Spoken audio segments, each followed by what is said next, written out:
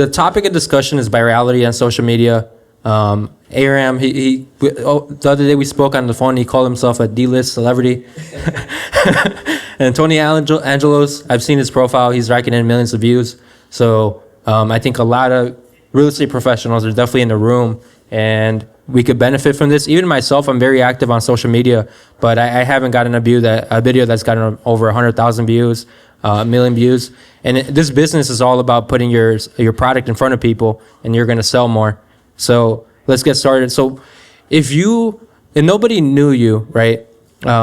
What is one piece of content that would be perfect for them to see and see like, hey, this is who Aram is and this is who Tony is? And we'll start with Aram. Are you talking about content that would like get views, or just content that would show about who you are? About you. I would say share your story, like where you began or where you're at with your journey. Sorry, like a specific piece of content that you posted that perfectly describes who you are. I think my first year recap as a real estate agent. Other than that, just like little tidbits in the here and there where like, okay, I fucked up here, I made a mistake here. Like pretty much anything I do wrong always does well. Okay. What about you, Tony? Real quick, who here follows me? Who here knows who I am? And okay, we got a couple hands up. Pretty much every single post of mine is exactly the same. So you could pick, scroll through and pick whatever one, but all my posts are pretty much exactly the same. It's always me in front of a property, waving. I say, hey, Chicago, this is what you could buy for X. And, dealer's choice. They're all in Lincoln Park and Lakeview, and copy and paste. That's interesting. We'll get into that because I find that really interesting that all your videos are the exact same thing and they're doing numbers. Yeah. So that's definitely interesting. So Aram, when we talked on the phone, you told me that for 12 months you committed to making content every day because before you were a real estate agent. If you guys don't know who Aram is, right now he's a full-time investor. Yep. He started off as a real estate agent, killed it, and then now he lives a life that a lot of people dream of. Like this guy's making like racks right now, and he's sitting on a couch.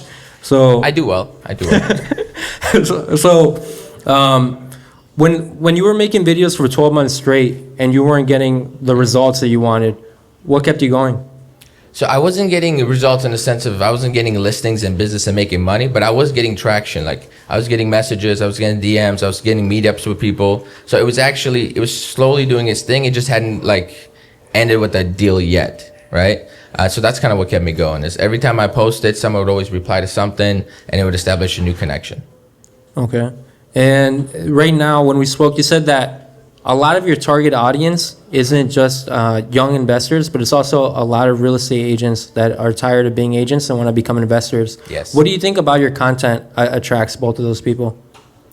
Because I think everyone wants to be an investor, and especially agents, because I think all of us here got into business to one day invest, right? That's kind of why I got my real estate license. So you're naturally already interested if you're an agent and you know the industry. You just need to learn the caveats of the investing side. So I think that's why people are interested and gravitated towards it. So Tony, you've talked about your videos pretty much being the same, the walkthroughs. How did that end up? Like, how did you start creating content, and then how did you find something that works for you? I mean, do you want the short story or you want the long story? I want the long story. Hey, give us the long, bro. All right, I'll give you guys the long. And this might be something that a lot of you guys can relate with too. Before we started talking, Aram just made a joke how what we do is hard work. Who agrees that being a real estate agent sometimes fucking sucks? Yeah.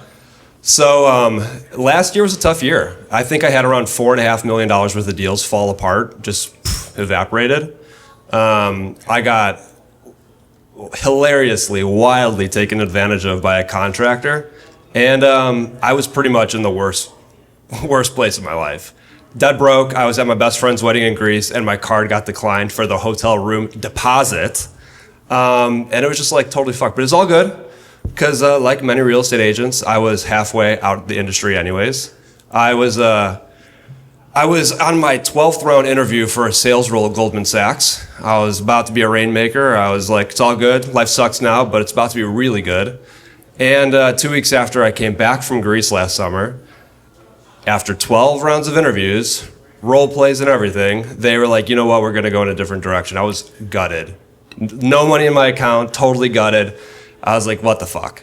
So I kind of, I don't know, just sort of like embodied a few different principles that kind of carry me forward today. One of them is that you have to duplicate what works. And there are a lot of, people in this industry that have made social media work. And just like how Aram was saying, like he was making these videos and getting conversations, but wasn't leading to anything. I knew there was a way to kind of make it work for people. And I just started looking at the people who were actually crushing it. Suman Kim, Ken Pozak, there's people all over the country that are like absolutely dominating social media. So I just started watching their stuff, studying their hooks, studying their story frameworks, studying how they were moving people through a sales funnel. And I watched hours and hours of videos, and I just started doing it, Every video is kind of like a lottery ticket. There have been videos where I've gotten 10 clients. There have been videos that went totally bust, and that's fine. But, like Chris said, over time, you just start to get in a groove. And I found a framework that really just printed clients. Last summer, when I was in Greece in July, my card got declined. $70,000 in debt and back taxes. Today, I no longer have debt. I no longer have back taxes. And my wedding in Greece this summer is completely paid for. Like the pendulum swings fucking fast. And all it took was like a few subtle shifts in the way that I was making content and having conversations with people to really sort of figure out a framework that was like a client acquisition system. So, to answer your question, it's trial and error. And then when you find something that sticks, don't do the entrepreneurial thing, which is try a new thing now. Just keep doing that thing over and over again. And I see a laugh back there, so you probably know what I'm talking about. It's really easy to like find something that works and just never do that thing again. So if you can do that thing again over and over again, and I've done it literally hundreds of times now, like I'm doing it later on today, you'll just, start having meaningful conversations. And like you said, sometimes they don't lead anywhere. I've had plenty of people say, you know what, we're going in a different direction, but it's all good because there are so many fucking people in Chicago. So it's all good.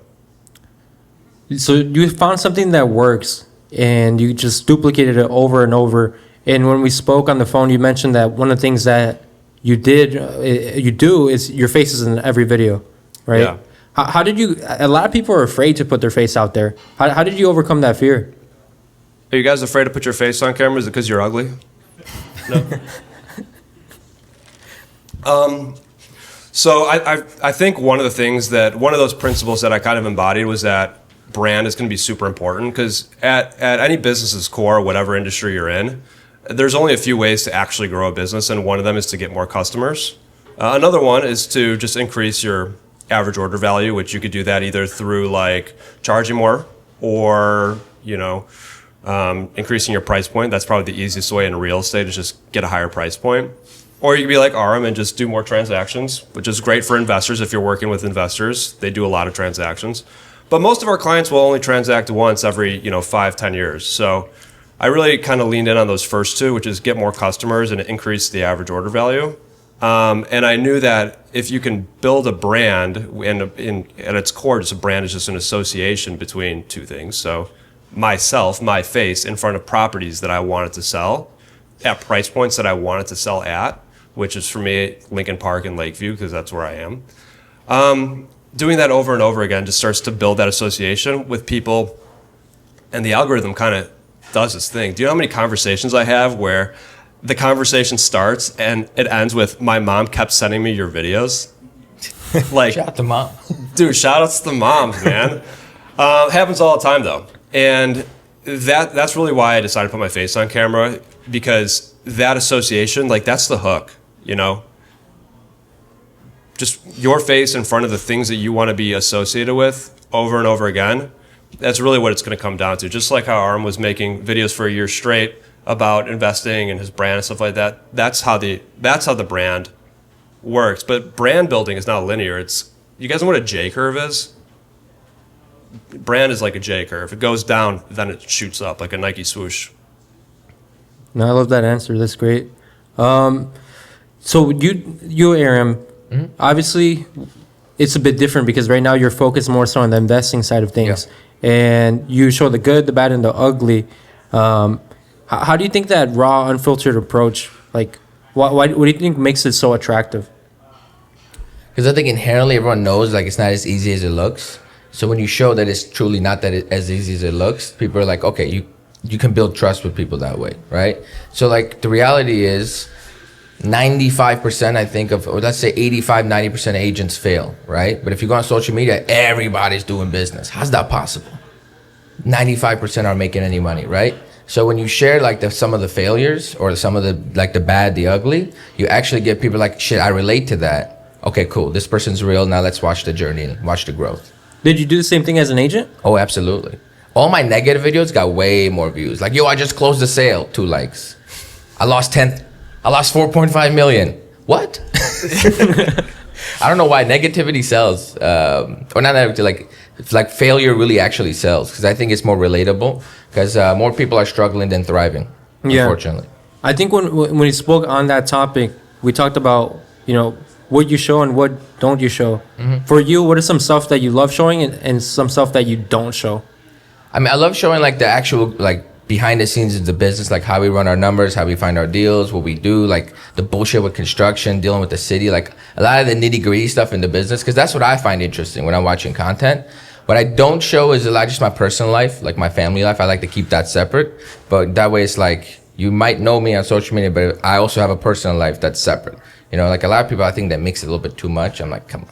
When I'm out, I'm out. When I'm working, I'm working. You don't show your family at all? Rarely. I got a few stalkers, man. I'm like, what the fuck? So I got a piece of it. So I removed all of them. Like I might put a story post up and that's it. Right, 24 hours and I'm out of there. That made me think. I didn't even write this down, but have you had like a really weird interaction from your following? Like anyone like stalking you? I've got like consistent DMs or like, or I just saw you, or like I'll be like people just like showing up. I think one guy showed up randomly. I was like, oh, how did you know where I am?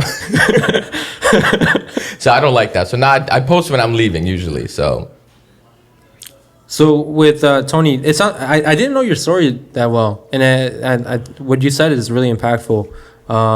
And how did you manage like making your own content, editing it, and stitching it all together, like the development of it, and still running a successful business? I don't do a lot of editing. That's why I make my videos stupid simple, because it's easy to kind of like get lost in the weeds of making something fancy. And we see like Emily Sachs Wong or Carrie McCormick videos, and they're like professionally done, and like she's got the Lambos in the videos, but I can't spend $1,000 to make an Instagram post, so I'm gonna just do what I can do, which is pull my phone out, just do it really quick, and it takes me about 3 minutes to make a video. And does anyone here who know who Suman Kim is? Is that name familiar to anybody? Raise your hand if you know who that is. He sold $63 million his first year in the business, all from YouTube property tours that he did on his iPhone. Not even a rig, just like his iPhone. And he was just walking through new construction homes in Texas, and he did that, like I said, a shitload of times, and it led to a lot of transactions. And I was like, okay, going back to the duplication thing, Suman did that, like let me try doing something like that here in Chicago, and it worked. I think it's easy to get in our head that Chicago's not really a relocation market. Suman is in Austin, so that's easy. Everyone was moving to Austin during COVID, but this is Chicago, and there are still hundreds of thousands of people moving in and out of the city every single year. Like, I want to get a slice of that. So I saw him doing it. I was like, I'll just try that. And it worked. So you literally just use your iPhone? I still do. It's the best content right there. I agree. When do you plan your walkthroughs ahead of time? Like, what? And I love that you're very like niche, and you're targeting specifically Lincoln Park, Lakeview. What is your mindset when you're picking these properties? Because I do feel like, I see I have a lot of real estate professionals on Facebook and Instagram, and it just shows like a lot of times they're posting one kind of property and then they're posting a completely different property. What is the criteria that you're looking for when you're picking like these properties? That's a great question. I call this the hot home theory. Like when you go on Redfin and it says, this is a hot home, it'll sell within 24 hours. So I try and cherry pick what properties I think would be hot homes, and I almost always will just look at the private market, and those are the ones that I really want to showcase, because if they're hot homes on Redfin or Zillow, they're probably going to do pretty well on social media too. And then other criteria is like I pretty much only look for 2 bedrooms and up. I pretty much only look for 500K and up. And ideally, like I want to have something about the property that's like a little bit unique or that I could kind of latch onto, like a feature about it that might make somebody stop for another second or another 3 seconds on Instagram and look a little bit longer. So those are really kind of my criteria. And at this point, like it could be a little challenging in the beginning because you might not have a big presence and you might not know a lot of agents and you might get told no a lot. But at this point, like I said, I've been doing it in the same area for, at this point, almost a year. So I know a lot of the main listing agents in the areas that I want to be in, and it's easier when you've got a relationship with somebody. So Okay. I could just be like, hey, Chris, I saw you have a listing over at 123 Main Street. It looks pretty awesome. Can I get in before you, do whatever? And it's usually a yes. So, but it's a lot of no's in the beginning. And actually, to answer your question a little bit more specifically, probably about once a week, I'll look at everything that's coming and try and pick out 1 or 2 properties that I think look awesome. So Oh, that's great. Aram, you mentioned one of your most viral videos was Which one? when you mentioned that you made a video on the most dangerous neighborhoods in Chicago. Oops. Yeah. Did that convert into any kind of like business besides trouble? Just trouble, bro. I got a call from the board saying, hey, you made this video about the 5 most dangerous neighborhoods. I was like, yeah, what about it? I purposely said, these are not my opinions. I have links for everything, you're right? They're like, yeah, you can't do that. I'm like, fuck. They're like, we have hundreds of complaints. You're lucky. It's just like an informal complaint. They weren't like written complaints. Mm-hmm. They went to the cardboard and the cardboard called Main Street. The Main Street called me. They called my brokerage. Now I'm in a meeting with my brokerage. I'm like, I deleted it immediately. They're like, send us a copy. I'm like, over my dead body. That video does not exist anymore. Have you had like content that maybe doesn't get views, but still brought you a deal or a young investor that wants to get into the game? Oh, I have so many. Honestly, the videos that get the least views get the most business, right? So that's why you need like a healthy balance of like entertaining content that's going to attract people and informative content that's going to educate them, show, oh, you actually know what you're doing. I'm going to reach out. So I have like a video with like 70 views on LinkedIn from like 5 years ago, 6 years ago. That video has brought me like 6 clients. Wow. I didn't even know. I'm like, where'd you guys even find me from? Instagram, TikTok? They're like, oh no, bro, LinkedIn. I'm like, who? I'm like, okay. Let me go back. I never actually posted anything else other than that. It was just literally one video, like maybe, I think it was 72 views total and got me like 6 clients. So that was nice. That brings me to a question I should have asked and I didn't write it down. But the platforms that, and this is for both of you, and either one of you could answer first. The platforms that you're on, right? Like, why did you choose that platform mainly? Yeah. And like, what is the mindset behind just, because I think Tony's mainly on Instagram. Gotcha. So I got all 3. So I started on YouTube just because I thought it was cool to be a YouTuber. So I started posting like my yearly recaps as a realtor and like doing vlogs and shit like that. We're actually vlogging today anyway because I think it's fun. And it just naturally grew. So I just kept going at it. I got no business from YouTube because I was doing agent focused content. So I just did that. And then Instagram, everyone had an Instagram, so did I. And then I read this book called The Blue Ocean Strategy. If you haven't read it, you should all read it. And I was reading that book, and then like maybe a month later, I came across TikTok, like on my phone. I had downloaded it, but I never actually used it. Mm-hmm. So like it was like 12 o'clock at night, I opened the app. I didn't sleep till like 5 a.m. I was like, oh, damn, this is actually really nice. And then for like the next week, I'm like, all this content, there's really no business content on here. So I'm like, let me start posting it because it seems like there's really not a lot of people talking about like real estate or investing, at least at the time. It was mostly like dancing and shit. So I started posting and it did well. I think my second video went viral. My third video went viral. I was like, oh, okay, I'm famous now. I was an F-level celebrity back then. You know? So that's why I got all 3 platforms now. What about you, Tony? yeah, I'm just on Instagram for the most part. What is the thought process behind that?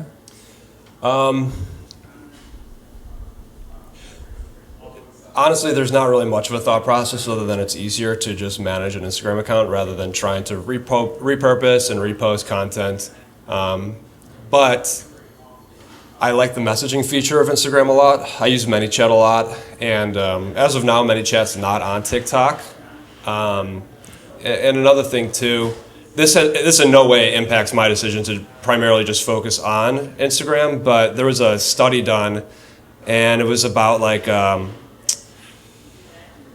household annual incomes from each platform, and like TikTok, which everyone goes viral on TikTok, and there's no shade to TikTok, but like the percentage of households that earn over $100,000 that are on TikTok, it's like 10%. Whereas Instagram, it's like 50 to 60%. At YouTube, it's like 90%. But Instagram is kind of that sweet spot where you have a healthy mix of high earners, which is my ideal audience, with a really good messenger platform. And, I was already on it, so no point in trying to reinvent the wheel. So, I didn't know your story, and I think, again, I'm saying it one more time, but it's really badass, like the way you turn things around really quickly. What is the largest deal that you've gotten from social media? Just closed it not too long ago, actually. 1.855 million. Wow. Yeah.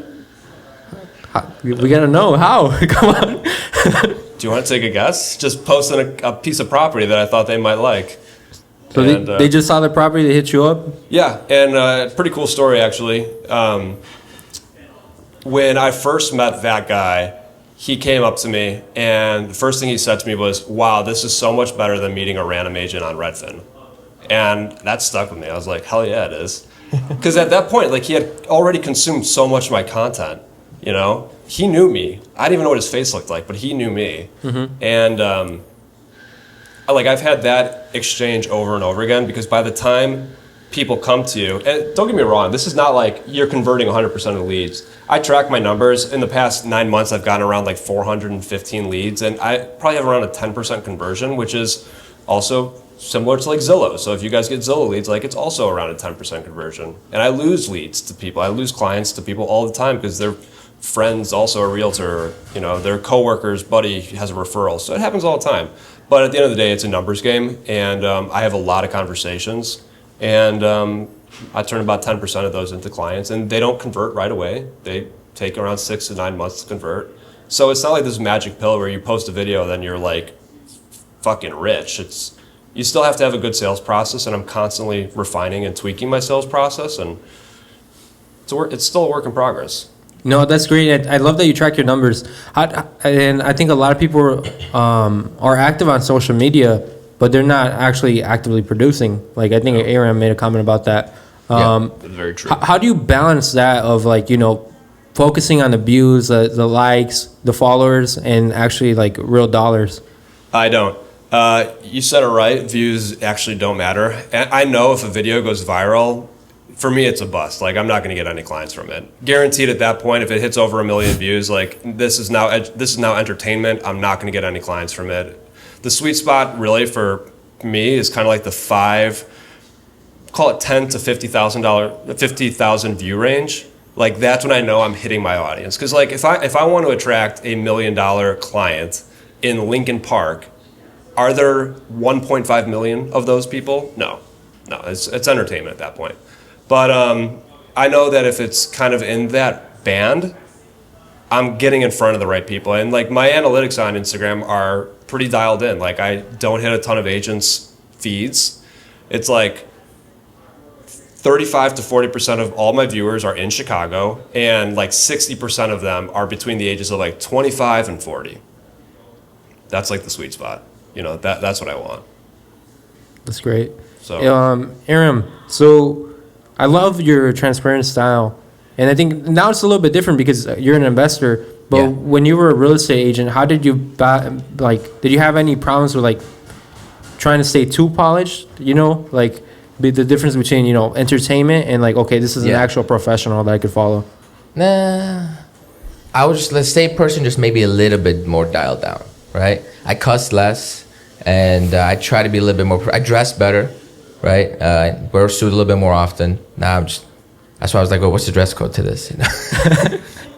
So no, now I really don't have. When you don't have clients, it is so liberating, to be honest. You're like, I can say whatever the fuck I want if I want, and I could wear what I want, do what I want. It's really nice. But back then, I was just a little dialed in, like a little bit. Like if I was at a 9 now, it was like a 6 back then. Mm-hmm. But if you met me in person, it's important that the person they meet on social media and in person has to be somewhat of the same person. You know, if I'm polished up and then they meet me and I'm like cussing like a sailor, I'm attracting the wrong person. That doesn't really vibe with me, you know? Yeah. So do you think that like because you were early on YouTube, I think that's when I first took OG. notice of you. Yeah, you were an OG. How are you staying ahead of the curve now? To be honest, I'm not, bro. My business is actually off social media, so a lot of what I do on Instagram, TikTok, or YouTube is really just for fun, because it's already there and like it has a brand. It does help me in other ways, so I just do it. But in regards to ahead of the curve, I think as long as you keep reinventing yourself and creating like newer content per se, then you're always going to be ahead. Like for example, if I just kept making day in the life of real estate agent videos and I'm the same agent, people are gonna get real bored of that, right? Yeah. So as I evolved, like I'm getting into like different things year over year. Like even now, I'm like day in the life of like a flipper. But it's gonna get real boring because every day is really the same day, right? Just one shit is going wrong versus another shit is going wrong.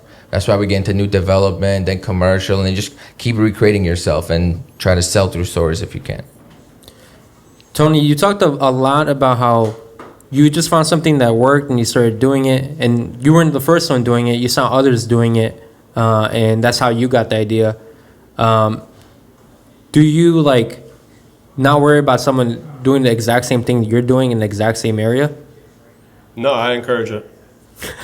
Yeah, no, I really encourage it. Like, the thing is, like, I remember, like, who here will take a client wherever the fuck that client is? Yeah, okay, I was that person too. I live in Lakeview, and I had clients in the beginning in, like, Joliet, fucking Rockford one time. And, I had Rockford too once. dude, I sold a Fucking $40,000 house in Rockford. That's a career low. It was a crack house, honestly. And I was driving one time to a showing in like Glen Ellen, and it was a 6 o'clock showing on a Thursday. So I was leaving Chicago in rush hour in the rain, and I remember sitting in my car like, what the fuck am I doing with my life? Like, this is not how I pictured my life to pan out. So I kind of made like a conscious decision, and this was also just a conversation that I had with my business partner, because him and I kind of sold the same amount of units, but he had 4x the volume of me. And he's like, bro, you got to raise your prices. You got to like hit a higher price point. And I was like, you're right, and it's not gonna be in fucking Rockford. So I just started saying no to a lot of that stuff, and now I kind of drew a box like on the map of Chicago, and I was like, this is my sandbox, and I'm only doing stuff in here. Even out here, like Forest Park, this is too far for me. I would refer this out in a heartbeat. And that is a very liberating experience too. Because now, and I'll give you a perfect example. I was in Flossmoor one time, and I was early to a showing, so I made a video, and I was like, comment the word homes, and I'll send you a list of homes under 300,000 in this area. I got a fucking client. I was like, I don't want this client, man. Like, I don't want to go all the way down to Flossmoor to help a buyer client. That backfired. Fucking backfired fast, but it was a learning lesson. So that was one of those like defining moments where I was like, okay, this is something I'm not going to do anymore. So the reality is, like, going back to what I said earlier, there are a lot of people, and I'm not going to be everyone's vibe. And like, when I have a strategy session with somebody, because the first step anytime I connect with someone on Instagram is I have a Zoom call, because I've gotten into some weird situations. So I always have a Zoom call now. And like, one of the first 3 sentences I say to them is, I'm not a fit for everyone, and that's okay. Because I'm not, and that's okay. So I want to make sure that the people that I'm working with are really, do you guys feel like there's an echo? A little bit. Yeah. So I just kind of want to do my thing in my area, attract my tribe, and other people can attract their tribe, and that's okay. Well, talk to me about that, because that's very hard to do, I think. Have like, especially, a year ago, you said you were in the best position. What clicked that you were like, hey, like, because 300,000, it's a long drive, but that's not a bad commission, right? For a lot of people. What clicked that made you say like, hey, no? Well, a couple things. First of all, it's not a bad commission for a lot of people, but there's an opportunity cost. And I think when I realized that there was an opportunity cost there, that was, there's a cost for everything. And a $300,000 sale, you might get, depending on what your split is, 5 to 7 grand. But the hour drive there, the hour drive back, the amount of showings I'm going to have to do, that's a lot of time spent taken away from conversations that I could be having with the people that I actually want to be working with in the areas that I actually want to be working with. And it's kind of a concept of going deep rather than spreading wide. And I learned this from my business partner because he's a cold caller all day. He just circle prospects. Just in Lincoln Park, just in Lakeview. 100% of his business is basically list side. He sells about $30 million a year. And he doesn't work weekends. He basically works a 9 to 5. And I was like, that's fucking awesome. But he goes deep. And he's not driving out to fucking Glen Ellen at 5 o'clock on a Thursday in the rain, you know? So, yeah, I mean, it's not a bad paycheck. And if you need a paycheck, then obviously there's nothing wrong with that. Do what you have to do. I definitely did that for a long time. But now it's a little bit more focused. And this is for both of you. If there's, because it sounds like you turned around your real estate career with social media as well, right? What would you say to a real estate agent that's not posting? I don't give a fuck. Yeah, I just told you about my partner Dan who sells 30 million. I don't sell 30 million. He doesn't post at all. He just sits on his phone all day and cold calls for 8 hours a day. I don't have that kind of patience, but he does, and that's amazing. That's a superpower. I guess I would say, like, how do you want to get your business? If you want a cold call, then cold call. But if you actually want people to come to you, you have to be on social media. So start posting. I don't know what you're afraid of. It doesn't cost anything. It's free. You just got to be consistent. It's just a little bit annoying when you post in the beginning and nobody likes your shit. You're like, maybe I should stop posting. But it's really the consistency, right? I've been, 7, 8 years I've been posting. And I just, like, the last 3 years actually got traction. So it takes a long time, but it's definitely worth it. Because I'll be honest, I'm out of the game as an agent, but I get to meet so many amazing people just because I'm posting. That's really the reason why I keep creating content, because there's a lot of like amazing business owners out there, super successful people that are like watching and looking for like the next version of themselves, low key, right? So I've run across like 7 people this year, all over making like $1 million a year. They're like, hey, I watch your content, man. You're the real deal. Love to meet up. I'm like, what the fuck, right? Like, you're not gonna meet these people if you don't post your journey, like the real shit. Don't fall into the trap of trying to show a lifestyle. Show the real shit. Because if you're trying to attract real people that deal with real problems, they're going to relate to that. I want to add to that real quick, too. Not everyone needs to post. So I think what's really cool about my team, and I was talking to Brent earlier, and he was asking me like what I like about my company, and I was like, well, it's really about the team and the people that you're with. What's really cool about my team is that like me and the other 2 people on our leadership team are totally different. Dan, like I said, he's a cold caller, cold calls all day. But Mo, the other girl on our team, 100% of her business is from in-person events. Me, Mo, Dan, completely different. But at the end of the day, all of us have good businesses, and it comes down to meaningful conversations. So to give you a more specific answer, I don't care how you get your business, but like you need to have conversations with people. And there's so many ways to have conversations with people. Anybody want to someone speak up. How do you guys get your clients right now? Anybody want to? You guys are shy? Anybody want to speak up? Realtor.com. Okay, Realtor.com. Yeah. Well, what'd you say? You're a cold caller? Okay, there you go. That's a great way to get into conversations with people. Any open houses over here? Facebook Lives? I want to hear more about that. That's interesting. Oh, those go hard. Do they really? Yeah. No shit. I do a lot of seminars, a lot of face-to-face.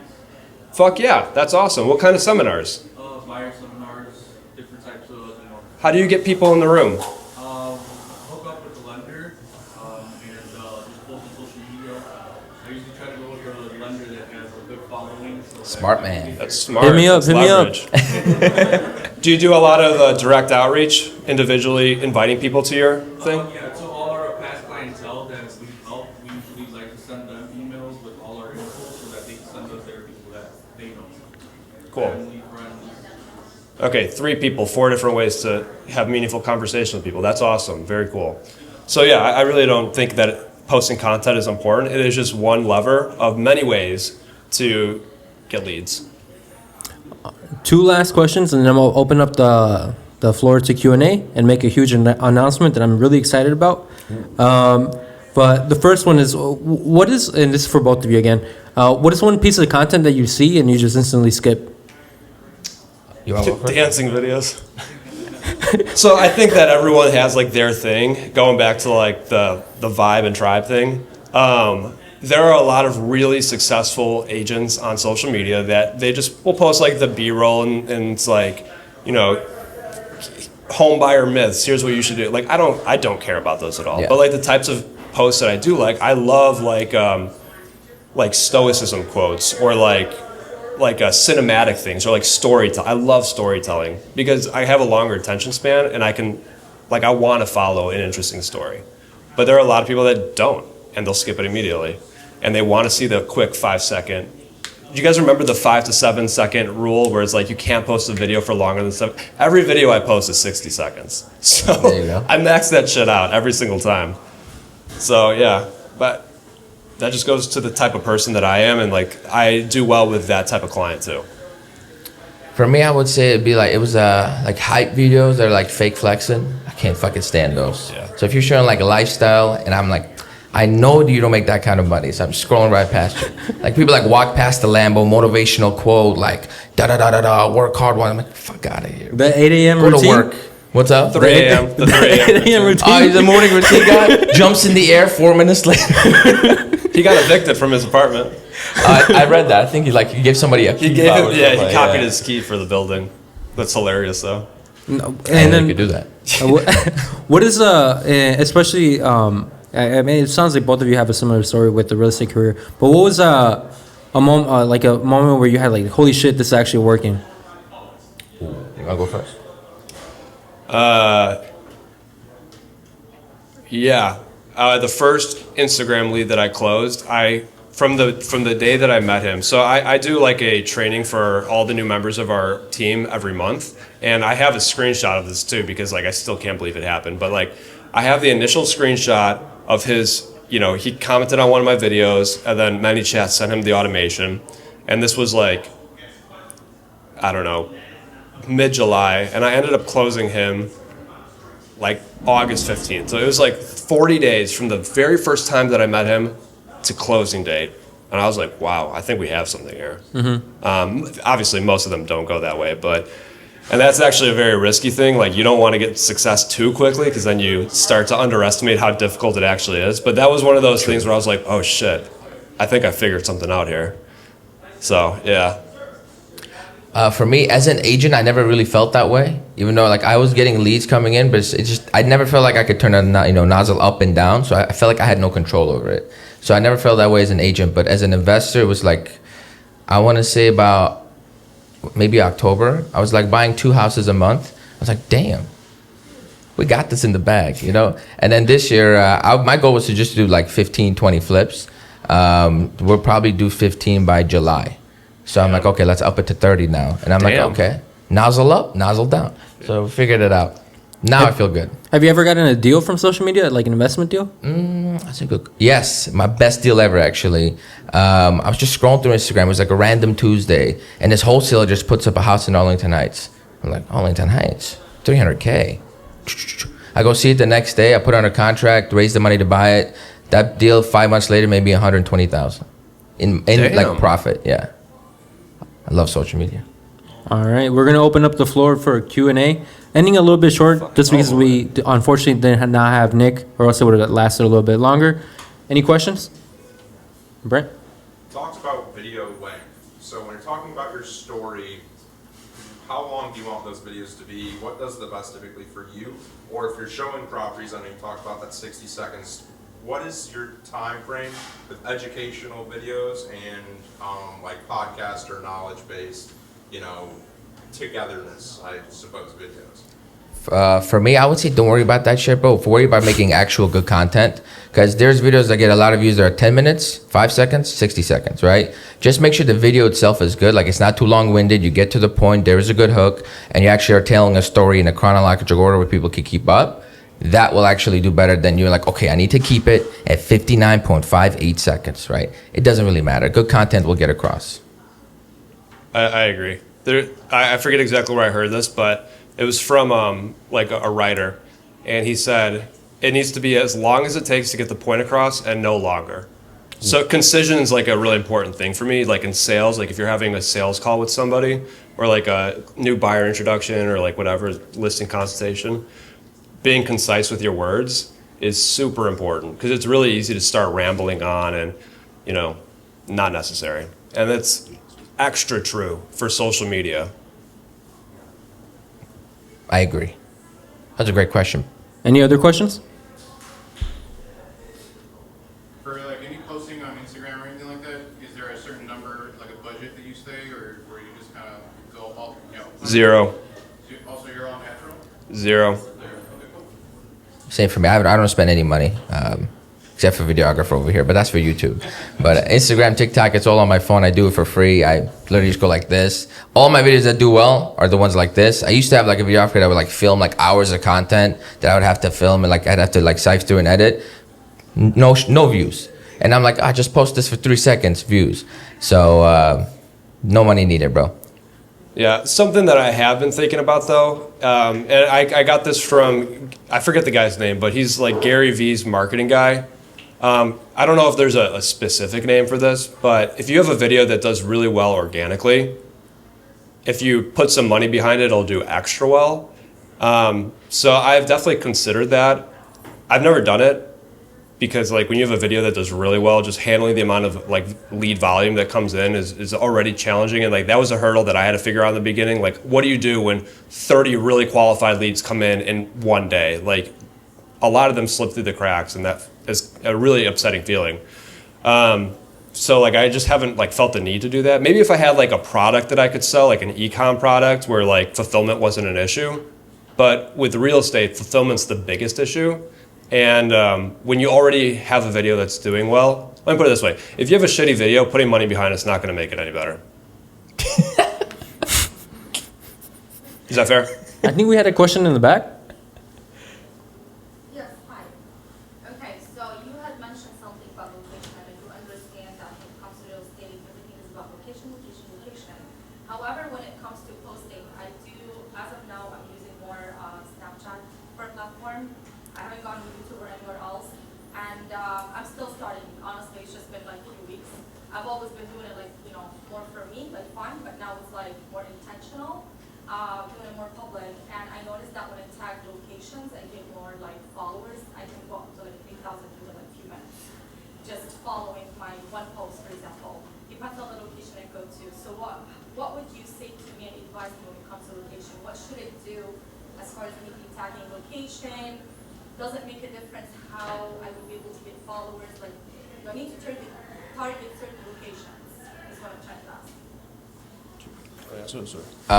The fact you're on Snapchat is actually awesome. Talk about blue ocean. I've never heard anyone on Snapchat, but I know like now I'm starting to see ads on my story. So you're the first. I mean, if you start posting content, I think you'll do well. In regards to like, I don't know if you mean like if you go to like a restaurant, like if I go to the gym and I tag Lifetime, I will get more story views if that's what you're referring to. I mean, if you were making like best restaurants in Chicago type of content, location would matter. But I guess if you mean like if you want to specialize in a certain niche like he's doing, I think that's the question. You could just mention in the title. You could tag it as well. It won't hurt. Yeah. So that's the question for you. What's your name? Hi, my name is Sally Boulay. Say that one more time. Sally Boulay. Sally, why'd you choose Snapchat? I've also never heard anyone use Snapchat. No, fair question, fair question. Believe it or not, my daughter who's in college now downloaded it for me 10 years ago. And I was just being silly and just kind of touching base with friends, and I had just 30 friends that were like private, just only posting with my friends, you know, here, I'm there. And then, this whole social media hype after COVID has happened. And everyone is like, well, Sally, you're kind of like staying home, I need to just do like work, remote. And I was like, well, I don't know what else to do. I'm not sure about like, I don't know where to put my skills. I know too many things. I want to do too many things, but I can't like figure out exactly like one niche. And I'm still trying to figure out my business idea, to be honest. I'm trying to put everything together, but it was more that, well, why don't you just talk about your story? And I used to be a public speaker. I used to be active on social media, have thousands of people followers back then when social media was a new thing. And I was really well known. I ended up being on TV and everywhere, but I had to kind of step away from that for personal reasons. So now I'm kind of coming back, and I was like, well, everyone is on Snapchat, that's fun. So it became a fun thing. But I started noticing that if I tag certain locations, I'm able to get hundreds and few thousands even within a couple of hours. We were in Elgin recently at one of the libraries there, the big Elgin library, Hispanic community, and I was able to get within 15 minutes, we got 3,000 people to repost. Keep doing that then. Shit. So I don't know. It's just, I'm gonna switch everything to YouTube and Instagram soon. No. Stay on Snapchat. If it's not broke, don't fix it. Yeah. Okay. Yeah. Here's my advice. How do you I'm gonna start tagging locations. how do you direct people to reach out to you? What's the next step for somebody to engage with you? I'm having a hard time seeing you guys. May stand up just want to be able to see everybody. No, I don't know. I just started posting. I just started posting about what I'm doing. You need to be on here. I'm sorry. I actually, that's one of the things. I want to start a podcast. I want to start writing my book. I've been since I was in high school, write your book, do a podcast, do this and that. Social media wasn't the thing. So I became famous, not even intending to be famous back then. And so I stepped away and kind of people forgot me. Now people were starting to remember me. And it was just literally fun. It was supposed to be like, just friends. The reason I'm uncomfortable with Snapchat is because I don't know who I'm talking to. I'm not sure who I'm targeting. I don't know the person I'm talking to. I like Snapchat. I like Facebook. I like, Instagram. I don't know if you use Instagram yet. But at least you get to open somebody's profile, see their life story. Snapchat, the only thing I don't like about it is 24 hours and then it's gone. Yeah. It does not last. So you don't I love get that to part. kind of build that rapport with somebody. You don't get to build that relationship. And you have to keep saving those chats to kind of remember that. It was like, I can't do it. But I'm enjoying it so far, so if you have any tips, I will comment. Yeah, that's the biggest question I have is what's the next step for someone? Because that's where most people stop. They'll post something and they're like, oh, I'm getting views, I'm getting followers, but views and followers don't matter to me Exactly. unless there's a clear way for them to engage with you. Because the whole point of advertising is to let people know about the stuff that you sell, which is good. But the next step of that is having a conversation with somebody.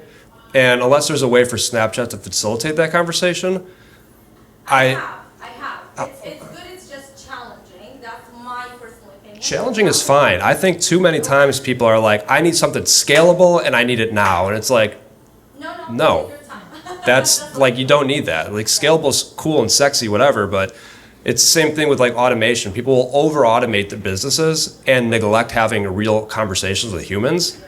And if you're doing that, like you could have 10 conversations on Snapchat versus somebody who sends a branded company email to 15,000 people in their database and they'll have nothing out of it.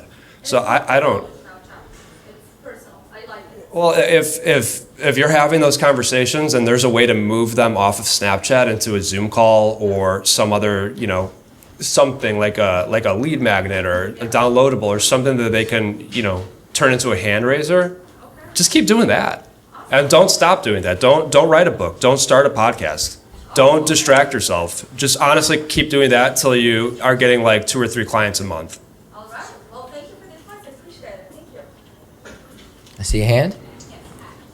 It's actually for you, Karen. So you mentioned reading the book Blue Ocean Shift. Mm-hmm. I read it before when I was working at Girl Scouts as a recruiter. So how do you find, or what information in that book do you find that you would attribute to your success today as an agent and or an investor? So as an agent, the whole concept of that book is basically take a service or product and present it to an audience in the way that they wanted to be presented, right? Like if you read the book, they sold like wine to beer drinkers, right? They sold the circus to the theater audience. So basically I just took that. I'm like, okay, there's a whole crowd of people on TikTok. None of them are getting real estate knowledge, but there's 20 to 25-year-olds like me. I'm sure somebody would be interested. So that's how I applied it. I just try to I'm like, all right, what can I do that the average person is not doing? So that way it puts me in a different category, right? So for example, if everybody's like, I'll give you a prime example when it comes to the investing side. Like if everyone's looking on the MLS, right, for a great deal, that is a red ocean. We're getting slaughtered. You're buying shitty deals. No one's making any money. So if any agent here has investor clients, you're probably like stressed out, right? I know I was. But I'm like, okay, well, how do I get into a blue ocean? Well, I just realized if I spend a lot of money on marketing, it's just me and the seller 90% of the time. Guess what? I get a 50% better deal, right? So that's what I would do. Great question. Great book, by the way. Blue Ocean Strategy. I think it's one of my favorite business books too. I have a great business idea that's related to coffee shops. With that, after I read that book, I'm not gonna give it up here because one day I might do it, but it's fantastic. It's got something to do with the bus stations. If you read the book about how he created the advertisements at the bus stop, get to that part. It's fire. Great question. What's up, boss? How are you guys dealing with this market right now? It has such low inventory. I create my own inventory, so it doesn't impact. Actually, it's great for me because hey, now you have to buy my property. You know what I mean? And now I can cut corners. I'm kidding. I don't do that. No, so that's easy. That's why I like being an investor, because as an agent, like the inventory is like controlling your income, right? Especially if you're listing. And I was really never that good of a realtor, so I was like, this is getting frustrating. So if I could control the amount of listings I'm getting by buying them myself, it doesn't really impact me. Now, if there's a lot of inventory, I'm fucked. Because then it's like, okay, well, my house better be very, very nice. But even in that case, I just up the quality, and I think I'd still be able to sell it. Yeah, I mean, it's tough. There's not a lot of inventory, but I kind of see it as an opportunity because now I think more than ever, the way that I view myself is kind of like a matchmaker.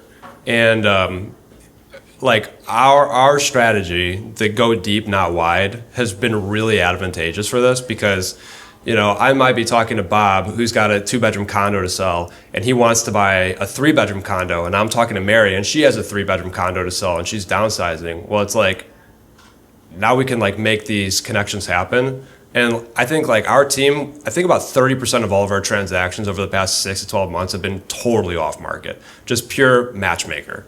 And there are a lot of advantages to that. A, you look like a fucking badass. Hell yeah. B, you have a lot more control over pricing. And like price is a really important lever in business and how much money you make. And if you can bring, if you have control over the inventory, you have a lot of power. Now I'll give you an example too. We have almost never done mailers. We're starting to try mailers now. But we had a client who was looking for like a 3-bed condo in Lincoln Park. We sent $2,000 worth of mailers. Literally hit every 3-bedroom in Lincoln Park. And we had 4 people call us within a day at an average price point of $900,000. They're all going to list this year. So what is that? Like 3.6, almost $4 million worth of volume, plus the buy sides on that too, from $2,000 worth of fucking letters. Not fancy letters that were just printed on a printer. You lucky bastard. But that's my point, though. There's so many people that want to transact and move, but there's not a lot of availability. So if you could put yourself in a position to create that opportunity for people, you're going to be in a really strong position. And if it's hard for you, it's hard for everyone else too. So just getting a little clever about how you facilitate those conversations could be a huge unlock for you. Does that make sense? Great question. Keep coming, ladies and gentlemen. Keep coming. Yes, sir. So for all your platforms that you use, right, do you post the same videos on each platform, and do you recycle content that you've used and posted before? No. I usually on TikTok I'll post one video, and then on Instagram I'll post a different one, and on YouTube is a completely different beast. Now, will I post some that I've posted on TikTok, on Instagram every now and then? Yes, but never at the same time. But you don't have to do it that way, by the way. You can literally post the same shit every day on the same platforms. I've reposted a couple of videos. Like if I have like a week where I just didn't get to any videos, and there's a property that I posted that's somehow still on the market, yeah, for sure, I'm gonna repost that video. I do a lot of voiceovers, so it's easy to go back to the original footage and just like edit the voiceover.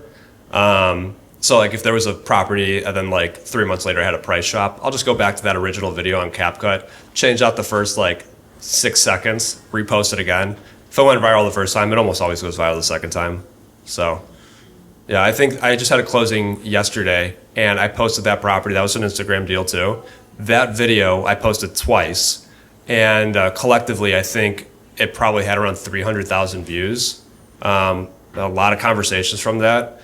I got a couple listings from that video. I got a handful of buyers from that video, and I got my clients that closed on it, which were a relocation from New York. So yeah, fucking repost it. Why not? Content's content. When you guys are building your team, how do you know what to delegate and what to stay with for yourself? You can go first on this one. Yeah, so this has been a really challenging learning process for me. So I was kind of like in an operations position on our team while also trying to be a realtor. And I think people have skill sets, and oftentimes they'll get moved out of their skill set. So in sales, what you see is a lot of times like a really good salesperson will turn into a manager of salespeople, and a really good salesperson might not be a good manager of salespeople, and that was me. So I started dropping the ball on both counts. I moved myself back out of that role, and now I call myself like the cool uncle on our team, because like now Mo, the girl who's in charge of all of our operations, people get mad at her because like she's like, you need to do things like a certain way, you need to, you know, keep your database a specific way, and then people will come to me and I'm just the cool uncle that like, you know, people come to me more with support for. But what I am is a really good salesperson, and I role play with the team, and I keep them sharp, and I keep them, you know, moving in the right direction and having conversations with people, which is ultimately what I'm good at. So in order to like delegate, you just gotta have to know what you are good at doing. And it's okay to acknowledge that you're not good at doing everything. And I think that's what makes a good leader. You know, like, what are you good at doing? No, you're not good at doing a lot. You're really good at doing something. I call cap. What do you enjoy doing? Okay, so you're probably a salesperson then, and you probably shouldn't be the one who's doing the operational stuff. Would you agree? Yeah. Do you enjoy doing operational stuff? Yeah. Do you enjoy it more than talking to people? I think it depends. So, like, for example, I do real estate, but I'm not an agent, right? So my main company is a landscaping company. Oh, okay. But when I'm doing my landscaping, like, this is how I get my clients, right? I mean, I've seen like half of you guys over the last like week because I've been to almost every conference there is. I enjoy these type of things. But I think I have your business card, bro. Did you give me your business card yesterday? yeah, you see, I was like, whose business card is this? I remember now. Okay. and like Christian, I sat next to yesterday, he was sitting next to me and like, so like I talk to a lot of people and I know a lot of people. And, like for me, that's just what I find enjoyment doing. But when it's like me doing these big like remodels, like whether it be construction, right, or doing like these really big like transformations in landscaping, like I can't honestly say I like talking to people more because like when those times come around, like it's awesome to see you do like it looks like crap when you finish and you're like, damn, I did that shit. Like that looks good. You know, like Do you put that do you do that on social media? I used to, and then I stopped. I'm getting back on it now because I've gotten a lot of crap for it, and it's something that I've always wanted to do. But I think that's sorry to interrupt you, but I think that's one of those things that's like oddly satisfying to watch. It is like a shitty lawn to a beautiful lawn. So I think that you need to nail that down. And I think, you know, you would be up here speaking about landscaping. I'm a Christian on this one. To answer your question, I think you just got to figure out like what your superpower is, where your skills are best set. Because if you're trying to do the operations, but you're also trying to do the sales, I guarantee things are slipping through, and you're leaving money on the table from one side or the other. And as a leader, is it your landscaping company? yeah, Yeah, as a leader, you just kind of got to figure out, man, where are your skills best set, and how could you remove yourself from the other stuff? Because I heard this from, I forget where I heard this from, but a great entrepreneur is really good at saying no. Like, it's not what is an incredible entrepreneur doing, it's what are they not doing, you know? And for a lot of us, and this was me for sure, 100%, I was trying to wear every hat. You know, I'm trying to do the marketing, I'm trying to do the sales calls, I'm trying to make cold calls, I'm also making videos, I'm also keeping track of my deals, I'm also doing this, I'm also trying to go to the gym, and I'm basically doing shitty at all of them. So reining that in and figuring out where I could best spend my time and getting good at saying, I'm still not very good at it, but trying to get better at saying no. I have tons of ideas, man. Non-stop fucking idea fountain up here. And it's so hard to say no to those because they're all good ideas. For me, what team stuff, I am really bad at delegating, but I'm getting better at it today. Actually, I hired an assistant, but she never showed up to work, so. So you're bad at hiring. Fucking bad at hiring. Delegate hiring. And I need an assistant to help me set up the interviews for the assistant. I don't even know what to ask the person. So, like, I did like 5 interviews. I hired one, no call, no show. And I'm like, what the fuck? So she's fired. So for me, like I never really wanted to be. You know, if you heard the flippers like running to Home Depot, they're like stressed out of their mind. They're always checking on their properties. I don't want to do all that shit. Like I have projects right now that I haven't seen, or do I want to see? Will I see until it's time for me to list them? And the reason I do that is because I'm a big fan of sharing the pie. So for example, if I get a deal that's gonna make 60,000, if I'm a real cheap motherfucker, I could get that to make like 68,000, right? Or maybe even 70. But I'd rather pay my GC a fair rate and have him handle everything for me. And then what I did this year, because last year I was doing 10 deals, this year we're on track for 30. So it's gonna be a lot bigger of a business. So what I did was I brought my GC on as a business partner. I said, you handle construction, because I'm really good at finding the deal, talking to the sellers, and raising the money. And that's the only 3 things I wanna be doing. That's why I was looking for an assistant to turn on the utilities, turn off the utilities, and pay all these stupid little bills that we have. The amount of late fees I pay, because I forget, like Romeoville, I still owe them $110 from a house I sold like 6 months ago. I keep getting a late. I'm like, cool, I'll put this in this corner, I'll get to it later, right?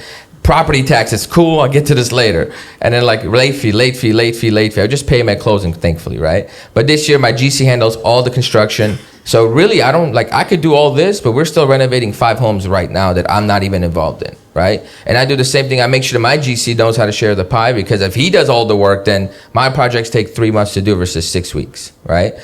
So that's one thing. And now I'm just trying to find someone to do administrative work. If I could do that, woo, I think I'd do 3 times the volume in less time.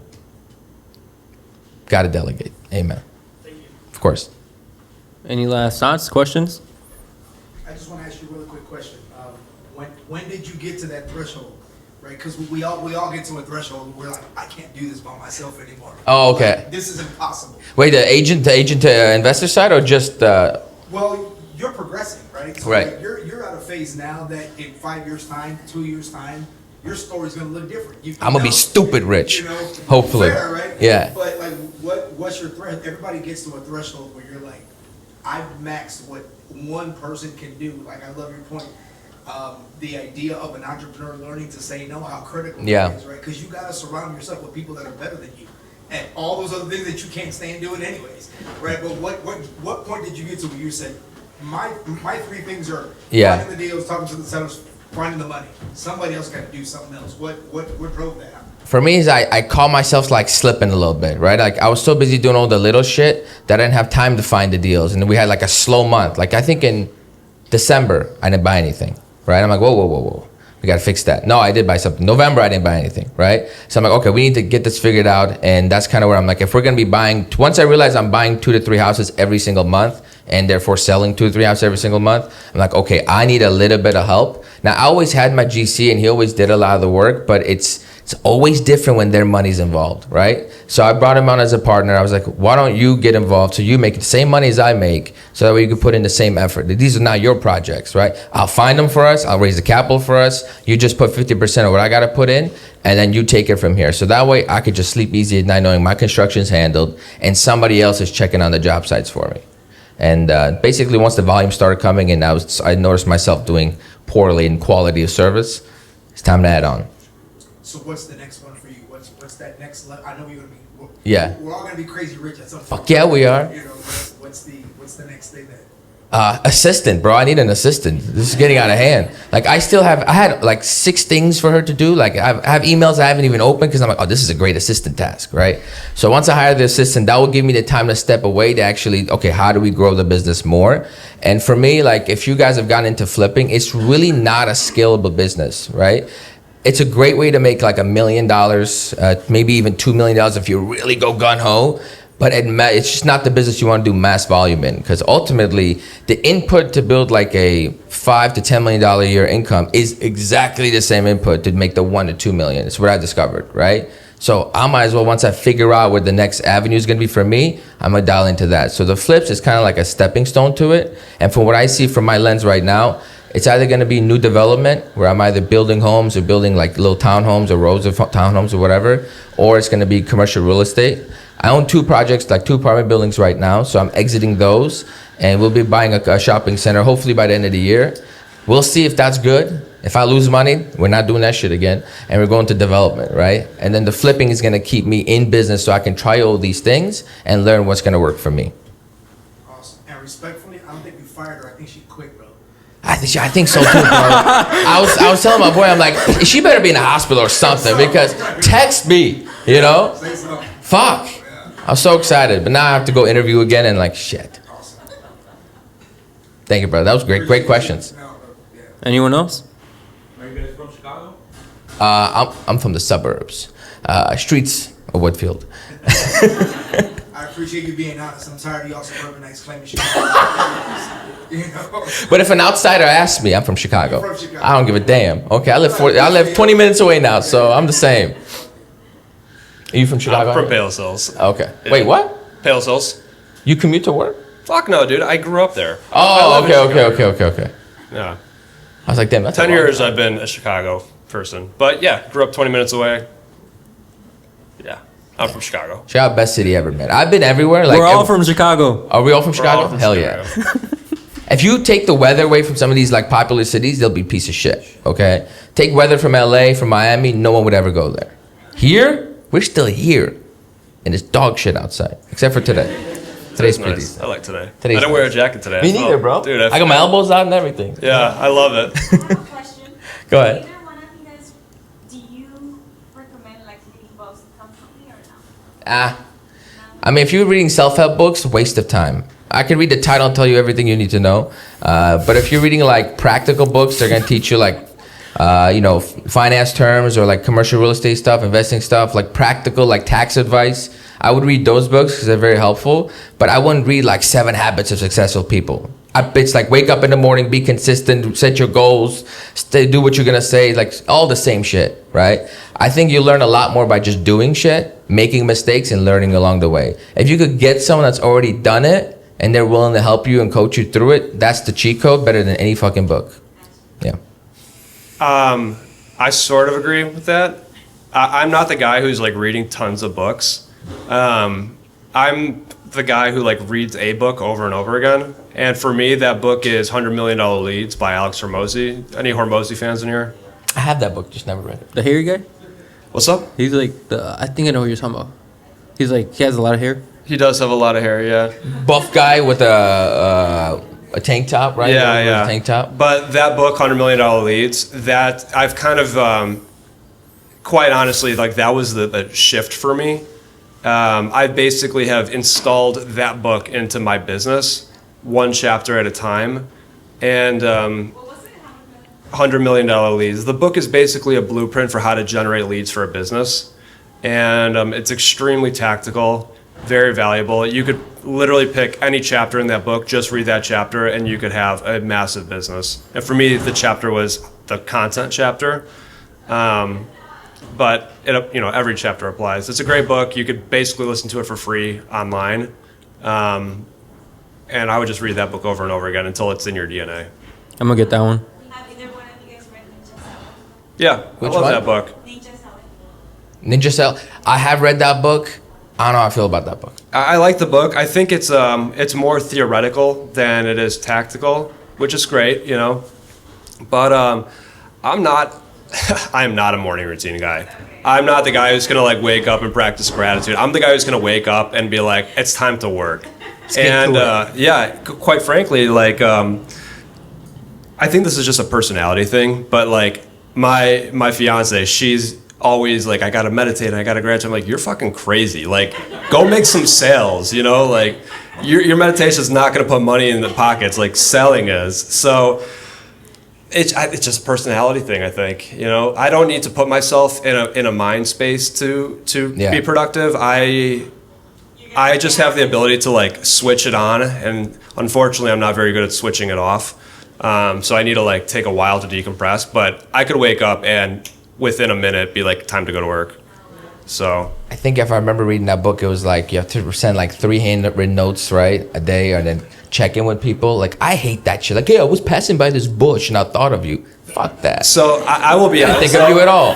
They also say like, look at the needs, don't sell, look at what they need, and then See, I need money, all right? So I don't care about your needs. I need money. That is though the core of sales though. If you can, I think Robert Kiyosaki said this, but like being an entrepreneur is about making other people's lives easier, and you'll make a shitload of money. And like that's what selling is though. It's understanding what someone's problem really is and finding a solution for it. So like going back to your question earlier, it's a hard market, not a lot of inventory. What's the solution? Find inventory. Like that's the solution. We make a lot of money by finding inventory for people. I agree with the handwritten letters though. I'm a huge proponent of handwritten letters. Like Oh, you do it? Dude, I'll tell you right Can't now. stand that shit. Bro, I'll tell you right now. If you're a cold caller, who here cold calls? I used to. Okay, we got some cold call. I guarantee you right now. You don't I guarantee if you cold call somebody and you have a good conversation with them, you know, I don't know exactly what your cold call script is if you're circle prospecting or calling FSBOs or whatever. If you fucking write a handwritten letter, so this is what my format is for cold calling, because I don't cold call a lot, but I have excellent results with it.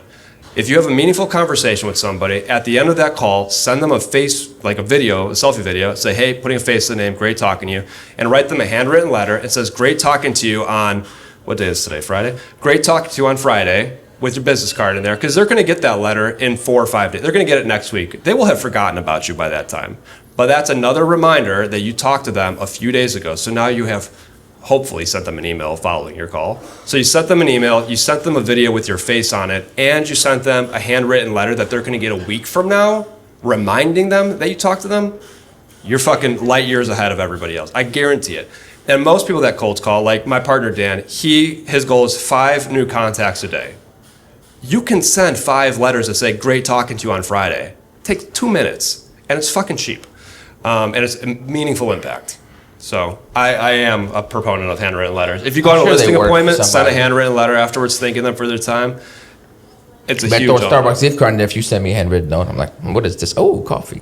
That could work. I mean, people will send sometimes like lottery ticket. I don't actually think it's necessary. Just the thought of sending a handwritten, or if you get a referral from somebody, like if you get referrals from other professionals, sending a handwritten letter yes. to them, thanks for the referral, fucking huge unlock. Do you think that impacts more like older generations versus the younger generations? No, I don't think it makes a difference. I think it's a meaningful touch point. It's, you know, it's not like a. I just want to say, no one's wrote me a letter. I got you, bro. You've never referred me anybody. Hey, you haven't either. True. Now you're even. Yeah, fair. But it's a really subtle touch point. It's genuine. It's not. You're not asking for anyone. It's just thanks for doing this, and doing it with no expectation. And I think that's a big thing in ninja sewing too. Is doing things with no expectation for something in return. That's the impactful part of it. Yeah, and for the handwritten letters, literally what I did is I bought a stack of 100 from what? I said, did you get a stamp? No. I bought a stack of 100 blank postcards from Amazon for like $15. I created a template on Canva that just said, like, it had like a black and white skyline of Chicago, and it has Tony Angelos and then my phone number on the bottom corners. And I just printed them out for like, all in, the total cost for 100 cards was like $20. And then you buy the postage on eBay because it's half price, and now you're set for your next 100 leads for $25. Damn. So One book I would if you guys recommend. want to write though. something down, write that down because that's a fucking game changer. That's actually good advice right there. Yeah, I'm telling you, man, handwritten notes. How to Win Friends, Influence People is the only book that I would suggest people to read. I think communication books are awesome. As he was mentioning earlier, communication's everything. So I read that book That's a too. good book too. Of course. How to Win Friends and Influence People. Phenomenal book. That book got me through my first listing. This Sicilian guy, hothead, crazy person. But I was just reading the chapter. Okay, all right. How to Win Friends, Influence People. Yeah, it's by Dale Carnegie. That book is a classic. And if you know, I think it was written in the 60s. And it's crazy, like humans have not changed. The communication, like humans, the way we are wired is the exact same. So if you have good communication skills, you'll be good across every industry, no matter what you do, even if you're making content. Because you'll know, like, okay, how do I frame this house in the perspective of a buyer that actually would want to be interested in seeing it and watching it? Probably sure you do it as well when you make your videos. For sure. Got any more? These are great questions, guys. I love a Q&A. I think this is the most engaged audience I've ever had. I mean, Hey, and shout I out think to you in guys. general, like I think yesterday, half the people were on the phone. Not gonna lie. Were they? Not during my speech. No. No, I don't know. Yours was really good. I Thank you, actually thank enjoyed yours. I was like, damn, I need to start investing. I put that presentation together the night before, and I was a little bit upset because everybody had all these nice colors and like all these little like animations, and I just got buttons and bullet points. That's it. My assistant was supposed to do that, but she didn't show up to work.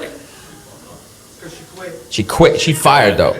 I'm gonna send her $1 and then fire her afterwards. I'm like, I need my reimbursement. I will. Fuck you. I meant to say thank you. I apologize. All right. Any last thoughts? I think that's good for now. I appreciate both of you course, for coming out. I got celebrities speaking. But I just want to make a huge announcement, something that I'm really excited about. So I'm actually opening up my own shop.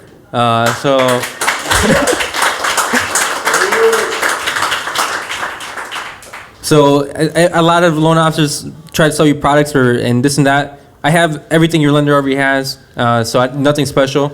All you have is amazing service, and you have me. The name of the company is called Blueprint. We're backed by NFM Lending. NFM Lending funded over $10 billion in loans last year, and I'm building the Chicago division. So I'm super excited. I was recognized as for how quickly I've been scaling. I think in the last 8 months, I wasn't even at guaranteed rate for a year, and I closed almost $12 billion in loans. So thank you everyone for the support and showing up. Hope everyone had a great time. Please grab some food because I don't like leftovers. But that's all for today. Hey, congratulations, bro. That's fucking awesome. Great work.